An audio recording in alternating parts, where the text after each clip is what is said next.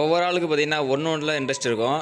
நமக்கு தொழில் மேலே எதுலேயோ மேலே இன்ட்ரெஸ்ட் இருந்தாலும், சில பேர்த்துக்கு பார்த்திங்கன்னா கிராமத்தில் வர இளைஞர்களுக்கு பார்த்திங்கன்னா மாட்டு மேலே பெரிய இன்ட்ரெஸ்ட் இருக்கும். அதில் நானுமே ஒரு ஆள். என்ன தான் நம்ம படிச்சிருந்தாலும் நம்ம கிராமத்து வாழ்க்கையெலாம் விட்டு வெளில போக மனசே இருக்காது. அதில் நானுமே முக்கியமான ஒரு ஆள். ஏன் அப்படின்னு பார்த்தீங்கன்னா, ரொம்பவே டிப்ரெஷனாக இருக்கும்போது இந்த மாட்டில் போய் நிற்கும்போது ரொம்பவே ஒரு ஹாப்பியாக ஃபீல் பண்ணலாம். அதை தவிர வேறு எதுவுமே நமக்கு தோணாது. இது உண்மையாகவே நடக்கும். நீங்கள் வேணால் மாடு வளர்த்தா போய் நின்று அது நீங்கள் ஒரு உணர்வாக செஞ்சு பார்த்தீங்கன்னா தெரியும். அதை தவிர உங்களுக்கு வேறு எதுவுமே தோணாது. உங்களுக்கு ஏற்படுற கஷ்டம் எதுவுமே உங்களுக்கு நினைக்க தோணாது. அது மட்டும் இல்லாமல் அந்த மாட்டுக்கு தீவனம் வைக்கணும், வைக்க போகணும், இந்த மாதிரிலாம் நீங்கள் நினச்சிட்டு இருக்கும்போது அதை மற்றதை பற்றி நீங்கள் நினைக்க மாட்டீங்க.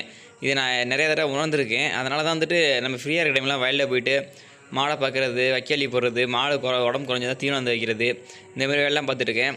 இது செலவாக இதான் அப்படின்னு பார்த்தீங்கன்னா வருவாயும் இருக்குது இதில். ஸோ அதை நம்ம பார்க்கறத பொறுத்து நம்ம இறங்கி அந்த தொழிலை செஞ்சோம்னா கண்டிப்பாக நமக்கு லாபம் இருக்குது. நாட்டு மாடு அப்படிங்கிறனால நமக்கு ஓரளவு நம்ம கொஞ்சம் பார்த்துக்கிட்டாலே போதும், லாபம் இருக்கும்.